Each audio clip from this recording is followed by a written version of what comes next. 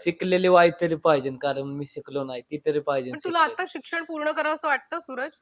आता माझी फॅन आहेत ना, छोटी-छोटी लय बारकी मुलं असतात. हां. आमचा पिक्चर चालू होता तुम्हाला सांगतो. ती परत आली, वह्या घेऊन परत आली. बरं. सूरज भाऊ मग आम्हाला सहाय्या द्या ना. मला कुठे इंग्लिश सहाय्या येतात. हो. मी माझं नाव लिहिलं. मला गुड कधी भेटलं नाही. पण माझ्या फॅनला मी गुड दिलं. म्हणजे काय करतो तो सूरज लिहितो आणि आणि असं टिक मार्क करतो. हो. त्याला वॉव! कधी सो गुड स्वीट. नाही मिळालं तर टिक मार्क म्हणजे गुड. ते हं. त्यांनी दिलं किती छान आहे. सगळ्यांना. पण मला असं वाटतं तू शिक्षण काय तुला पूर्ण करावंसं वाटतंय? काय त्याच्याबद्दल काय विचार करतोयस? मला लय जण म्हणतात, "तू पहिलं शिक. हां. कुठल्यातरी हायस्कूल शाळेत जा, मराठी शाळेत जा.